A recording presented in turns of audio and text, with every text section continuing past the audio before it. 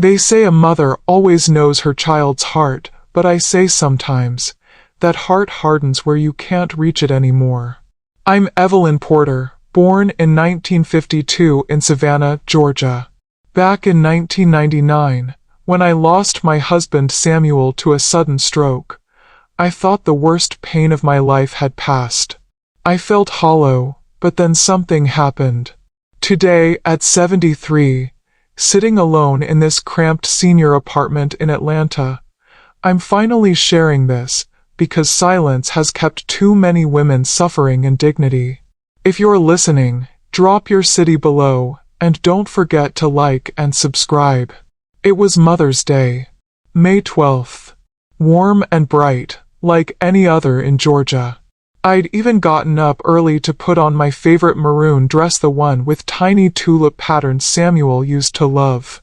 It didn't matter that nobody was coming over. Sometimes, dignity's all you've got left. At 10:32 a.m., the knock came. A young man in a navy delivery jacket handed me a thick bouquet roses, lilies, a little lavender tucked in. "Happy Mother's Day, Mrs. Porter." I smiled, confused but grateful. "Oh, bless your heart. Who's it from?" "Should be a card inside, ma'am." I closed the door, sat on my thrift store couch, and pulled out the small white envelope. The handwriting was rushed, sharp like it was jotted down between meetings. "To Alana, for all the ways you mother me better than anyone ever has. M." My hands went cold. Alana? Who was? And then I froze. Alana was Marcus's housekeeper. A quiet, polite woman in her late 20s. I'd met her once. She barely looked me in the eye. She was always there. Always quiet. I'd asked Marcus about her once and he said, "She keeps things running." And now she was receiving flowers on Mother's Day, addressed to her, delivered to my apartment? At first, I told myself it had to be a mistake. Maybe the delivery address was mixed up. But the name on the shipping label said clearly, E. Porter Apt 4B Riverside Seniors Complex.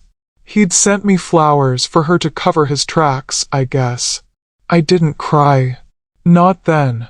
I didn't scream either. But I did sit still for a very long time, just watching the shadows move across the floor. My son, my only child, had sent me someone else's flowers, as if I didn't matter.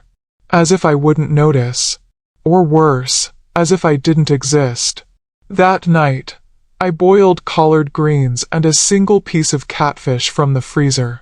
I ate alone, like always, while the TV played some rerun comedy show I wasn't really watching.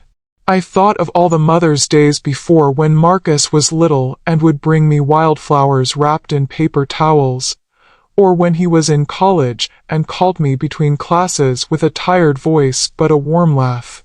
I had helped him build everything. When Samuel died, Marcus was just 14. I juggled 2 jobs, sold off my wedding jewelry to keep him in private school, and skipped meals just so he could have a second helping. I believed he would do good things, kind things. But now he ran a tech company in Midtown, had a 2-story penthouse with imported art, and hadn't visited me in 5 months. 2 days later, I got a call. "Mom." His voice was smooth, confident, business polished. "I meant to call on Sunday. Crazy day. Hope you got the flowers." I was silent for a second. Then I said, calmly, "Yes. I got them. And they were beautiful," I said softly. "Alana must have loved them." There was silence. Then a faint, sharp intake of breath. "What are you talking about?" "The card," I replied. "You must have mixed up the names." Another pause. Then he laughed, forced, awkward. "Oh yeah, I had a few orders going out. Meant to fix that before it's sent. Sorry, Ma." That was all. He moved on like it was nothing. Like I was nothing. We talked for another 3 minutes. He asked if I needed anything, which I knew was a formality. I said no, and he said he'd drop by soon. But I knew he wouldn't. I hung up, and something inside me began to change. The next morning, I called Reverend Clay. He'd known me since I was a girl, back when my Sundays were filled with choir dresses and soul food. "Evelyn," he said, "you sound heavy." "I am." I told him everything. He didn't interrupt. Just let the silence do the listening. Finally, he said, "I always told you Marcus has ambition, but ambition without memory is dangerous." He forgot who raised him. I asked him something I hadn't dared say aloud until then. "Do you think he's ashamed of me?" There was a long pause. "I think he's forgotten that he's made of you, Evelyn. And maybe he's scared that he'll owe you more than he wants to admit." That night, I didn't sleep much. I sat by my little window, watching headlights slip past on the wet street. I kept thinking about all the times Marcus had sent a driver instead of visiting. The cold stares Alana had given me when I came to his condo unannounced last fall. I remembered how the doorman didn't even know my name. And something else struck me last Christmas. Marcus said he had already donated in my name instead of giving me a gift. He never said where. I never saw proof. He told me to be grateful that you're not like the old ladies at church, always asking for more.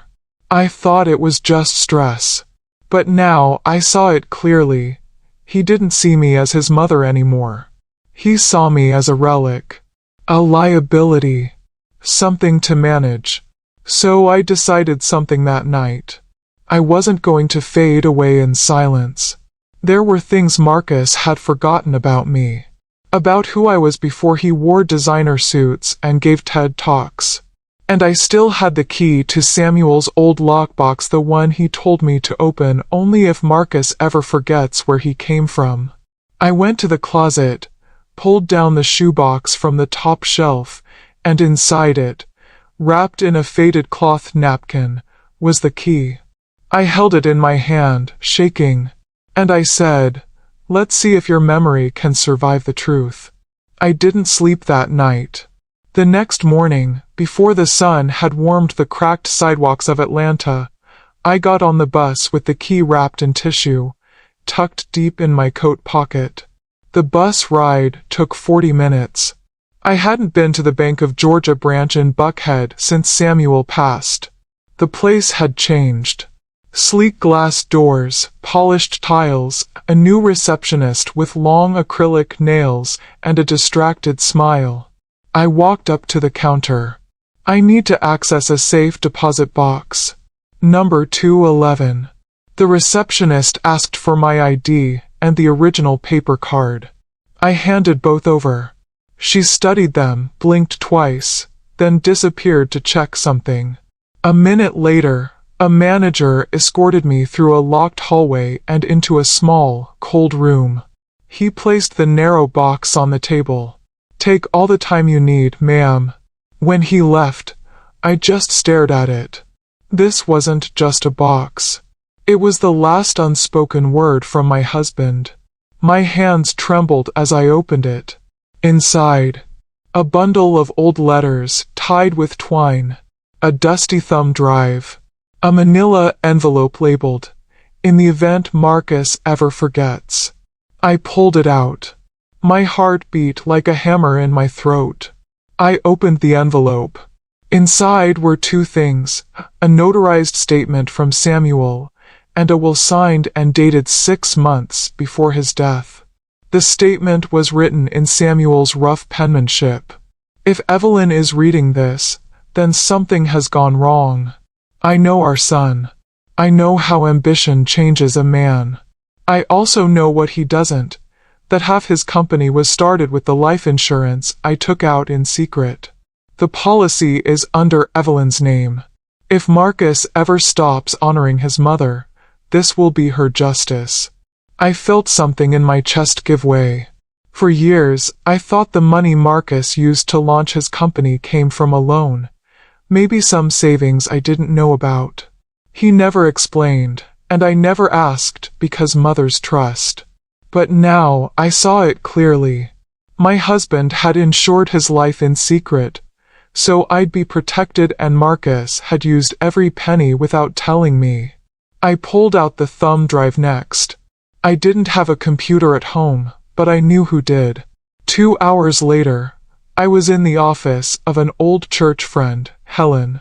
She ran a small daycare and let me use the computer in her back room. The moment the thumb drive loaded, I felt the blood drain from my face. There were scanned documents, wire transfers, Marcus's first business filing, and even an email chain from 10 years ago. Marcus, we can list it under a shell so Mom won't ask questions. Alana, she won't. She thinks you're doing this on grit.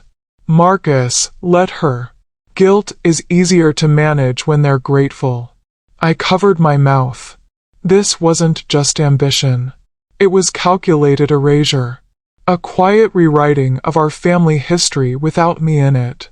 That night, I went home and opened what I call the memory drawer. The middle one in the old chest Samuel gave me when we first moved to Atlanta. It's where I kept every proof of love I'd ever needed. Marcus's baby shoes, my wedding napkins, the first drawing he ever made of us, just 2 stick figures holding hands under a crooked sun. I laid out everything on the bed, the past and the present side by side. I realized something strange. The people we raise are not always the people who remember us. And mothers, we forgive so many things in silence. But this wasn't forgetfulness. It was theft. I didn't call Marcus. Not yet. Instead, I went to see Reverend Clay again. He was sitting on his porch, sipping sweet tea. I placed the will and the printed emails in front of him. His brow furrowed as he read. When he was done, he didn't say a word for a long time. Finally, he looked up at me and said, "What are you going to do, Evelyn?" I looked at him, really looked. For once, I'm going to let the truth speak louder than my love for that boy. He nodded. You'll need help. That's when I made my next call, Detective Janice Harlow. She'd grown up 2 houses down from me. Her mother and I shared pound cake recipes. Janice had made it to the Atlanta Police Department and left a good mark. She owed me a favor, and she never forgot it. "Miss Evelyn," she said after I told her everything, "you've been played." She asked for copies of everything, the will, the emails, the transfer documents. I told her I wasn't looking to press charges yet. "I just want my son to look me in the eye and know I see him," I said. She nodded. "Let me do some digging on the financials. If that insurance payout was in your name, there might be fraud involved. Just don't confront him yet. Let me prep the pieces." I agreed. But waiting wasn't easy. Each day I walked past the mailroom and saw bills piling up. My fridge barely had groceries. My arthritis ached worse every week. And yet Marcus, through charity galas, gave speeches on building legacies and posted smiling photos with Alana and her son, who I now suspected might be his. He'd built his castle on my bones. And I had stayed quiet for too long. 3 weeks later, Janice called. "I'm ready. And Evelyn, you're not going to like what I found." "What is it?" "That insurance policy? Marcus transferred it illegally. You were listed as the beneficiary. But he forged a claim document through a fake LLC. He created one that Alana was listed on. He not only took the money, but he scrubbed your name from the company records." I felt dizzy. "You mean he erased me entirely?" Janice hesitated. "He built his empire by pretending you didn't exist. That night, I cooked a real dinner. Red beans, cornbread, baked chicken. I lit a candle on the table. Sat alone. and made peace with the anger I had spent a lifetime burying. Not because I wanted to hold on to it, but because I was finally ready to use it. There's a difference between silence and dignity. And I was done being quiet. I waited for the right moment. Not out of fear, but because a good mother knows some truths must be served warm, at the table, where masks fall faster than words. I called Marcus and invited him to dinner. Dinner. He sounded distracted. What's the occasion? No occasion, I said, voice steady. Just wanted to cook for my son. It's been too long. He hesitated. I've got some meetings and... It's just one meal, Marcus. I made your favorite. Cornbread dressing, buttered okra, baked tilapia with lemon. Silence. Then, fine. I'll bring Alana. She's been wanting to see you. Perfect. Of course, I said, like I hadn't already planned every second of it. That Saturday evening, I pulled out the old lace tablecloth frayed at the edges, but still proud. The kitchen smelled like 1987. Back when Samuel was alive, Marcus still ran around in church socks, and nothing had hardened between us yet. At 6:42 p.m., Marcus arrived. Alana followed, looking flawless as ever, red dress, perfect curls, silver heels like she walked on wealth. Mom, Marcus said, leaning in for a hug, you look, wow. You did all this yourself. I smiled. Of course. Nothing store-bought. Alana barely nodded. She glanced around like the apartment offended her. I pulled out their chairs, poured sweet tea into chipped glasses, and we sat. For a while, we ate like nothing was wrong. Marcus talked about a product launch. Alana made small talk about how hectic things have been at the condo. I just smiled, watching them dance around their own reflections. Until I said, gently, so how's little Cairo? Alana froze mid-bite. Marcus blinked. Cairo. I nodded. That's your boy, right? Alana set her fork down. Excuse me. You know, I continued, still smiling, the child in all those Instagram stories. Same dimples Marcus had at 3. The room went cold. Marcus cleared his throat. Mom, that's not really your business. Oh, I said, standing slowly to refill the tea, but money raised him, didn't it? And it used to be mine. Marcus stood too. Okay. What's going on here? I placed the pitcher down and looked him in the eye. Sit. And listen. Both of you. They did. Maybe it was the tone. Or maybe they both knew deep down the meal was over and the truth had come to collect. I pulled out a small folder from under the side table. Laid it on the cloth like it was communion. This is the original will from your father, I said. The one you never wanted me to see. Marcus's face drained of color. And here, I continued, are the documents from the life insurance policy. The one he took out in my name, without telling me. The one you used illegally to start your company. Alana's eyes widened. What? And these, I tapped the printed emails, are the messages you and Alana exchanged, making sure I stayed ignorant. You two didn't just take the money. You rewrote me out of the story. Marcus's jaw tightened. Where did you get that? Your father left it for me. He knew. He always knew this might happen. Alana whispered, you told me your mother was taken care of. Marcus turned to her. This doesn't change anything. The money built something bigger. That was the point. No, I said sharply. The point was to protect me. And you took that protection and used it to build a life where I don't belong. He tried to reach for the papers, but I pulled them back. You have two choices, Marcus. A private correction, or a public reckoning. His voice dropped. You're threatening me? I'm reminding you, I said, softly but firmly, that I'm not gone. I'm not invisible. And I'm not poor because I failed. I'm poor because you succeeded on my back. Alana stood up. You said it was a clean transfer. You said it was legal. Marcus snapped. It is legal. Or it will be once I cut in. It's not. And Detective Janice Harlow confirmed it. She's got copies of everything. If anything happens to me, if I so much as fall down a stair, you both go down.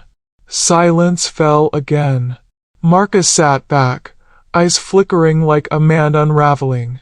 I watched him, not with hatred but with clarity. The child I raised was long gone. And the man in front of me? He'd mistaken silence for weakness. After they left, barely speaking to each other, I sat by the open window and let the night air touch my face. I didn't cry. I didn't rejoice. I just was for the first time in a long while. 3 days later, Marcus called. I want to fix this. You can't fix the past, I said. But you can correct the story. I'm going to write you into the company records as a founding benefactor. Retroactive. We'll create a public trust under your name. I let him finish. And the apartment, he continued. We'll move you somewhere better. You deserve that. I deserve more than that, I said. But it's a start. Alana never called. But I heard through Janice that she'd moved out of Marcus's condo a week later. Took her son. Left quietly. Maybe she had enough shame to recognize a mirror when it cracked. I didn't need a mansion. I didn't need applause. But I did need one more thing. That Saturday, I hosted a dinner again, this time, just for me and a few old friends. Real laughter. Real food. Real stories. I wore my maroon dress again. This time, not because I was pretending to be okay, but because I was.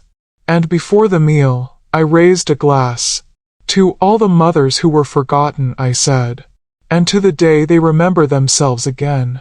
I'd thought the worst was over. That uncovering the truth about the insurance, the lies, the betrayal was enough to free me. But I was wrong. Because 3 weeks after that dinner, a letter arrived in the mail. No return address. Just my name, in neat cursive. Inside was a single note. Your husband's second will exists.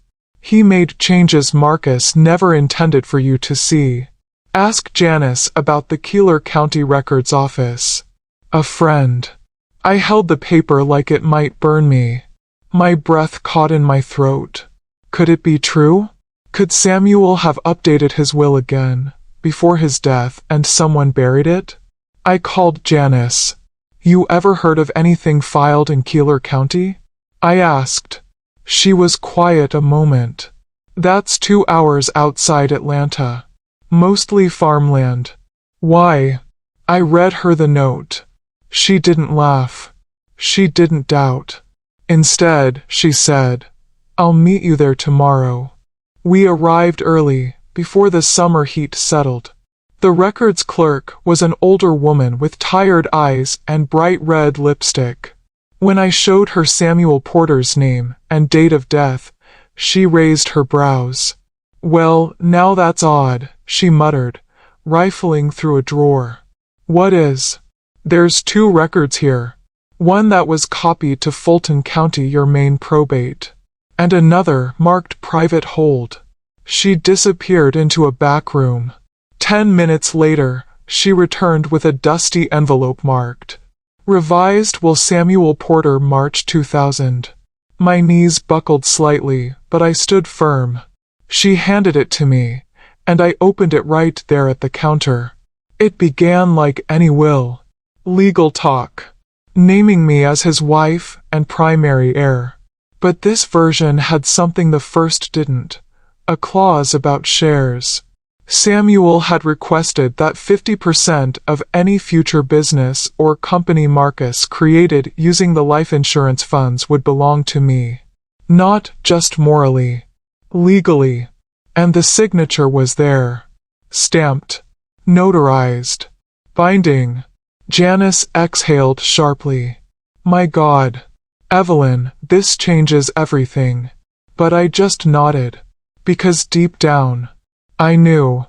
Samuel had seen what I wouldn't.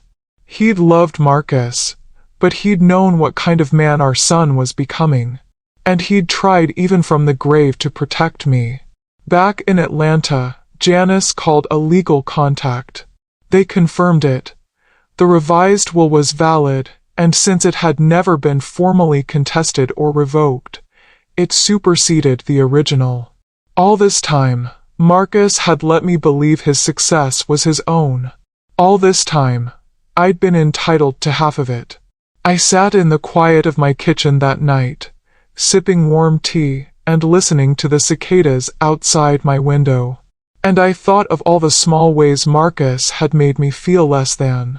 The time he sent a prepaid card instead of a check, saying, "Cash feels tacky." The gala I wasn't invited to, even though the foundation was in my late husband's name. The looks Alana gave me, like I was something dragged in from another life. And worst of all, the way I'd begun to believe them. The next day, I didn't call Marcus. I called his board. Through a friend at church whose niece worked in his legal team, I found the contact info of 2 shareholders. I sent them each a copy of the revised will, the insurance policy proof, and a notarized claim to stake my share. I didn't make threats. I made truth undeniable. 2 days later, Marcus called. "Mom," he said. "Not cold, not warm. Just controlled. You blindsided me." "No," I said, calm as a breeze. "You blinded yourself. I just turned on the light." "You went to my board?" "I went to the people who deserved to know. You could ruin everything." "No, Marcus. I built everything." He was silent. "And then, what do you want?" I didn't answer right away. Because the truth was, I didn't want money. I wanted recognition. I wanted restoration. I wanted him to remember me not just as the woman who packed his school lunches or prayed over his hospital bed when he had pneumonia. I wanted to be seen as what I had always been. The foundation. "I want my name reinstated," I said. "I want the founding documents amended to show the truth." "Done. I want 50% of your public trust to go to programs for aging Black mothers living below the poverty line." "Fine. And I want your next public address to begin with the words, 'I forgot who built me.'" There was a long pause. "I'll do it," he finally said. "Not for me," I added, "but for the part of you that still remembers who you used to be." 2 weeks later, Marcus gave a TED-style talk in Midtown. It was live-streamed. He wore his usual designer suit, had his PR team at his side, and flashed that confident smile he was known for. But then he did something that even I didn't expect. He brought me on stage. In front of 3,000 people and tens of thousands watching online, he said, "I forgot who built me. I let ambition make me blind. But this woman, my mother, was the reason I ever had a chance. And today, I give back to her not as a favor, but as a return on a debt that can never be paid in full." My legs trembled. But I stood tall. Dignity in every bone. They gave me a standing ovation. But I didn't smile for the crowd. I smiled for Samuel. And for the young woman I used to be, standing barefoot in a Savannah kitchen, dreaming of a family that wouldn't forget her. It had been 6 months since that night Marcus put a microphone in front of me and called me the reason he ever had a chance. The world clapped.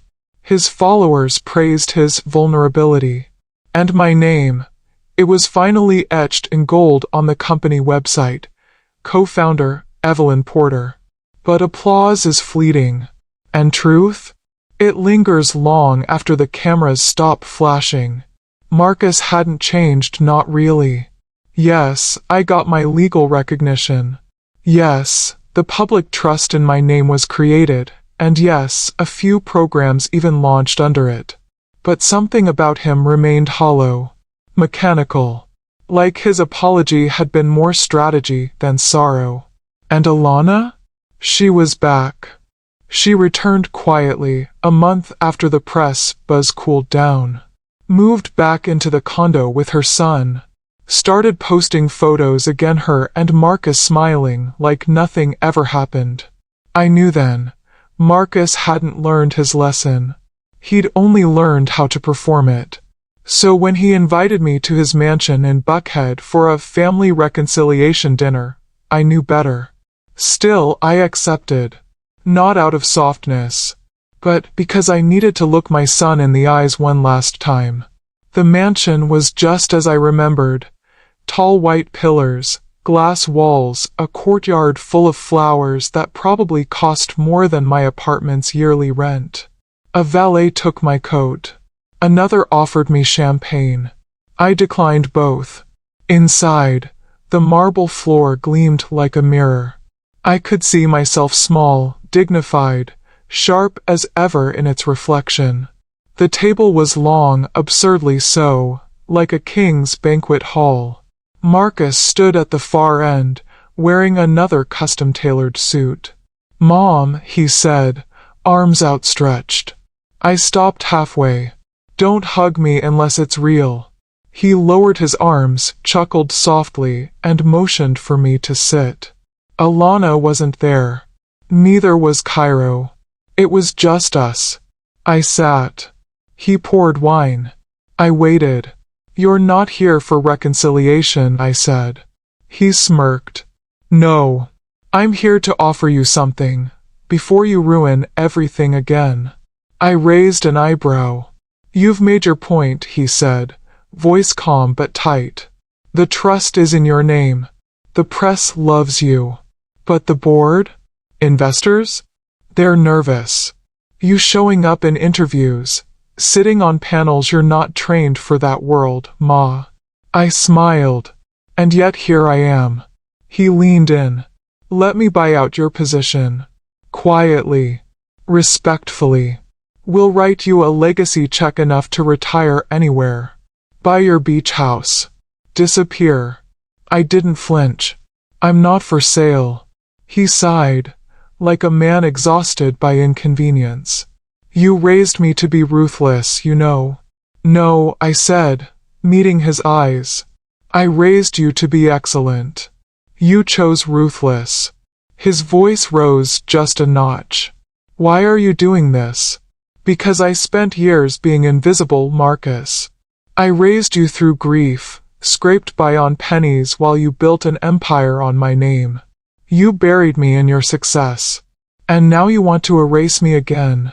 He sat back, the facade cracking. "I'm not going anywhere," I said. "And if you try to silence me again, I'll make the second act louder than the first." We ate in silence.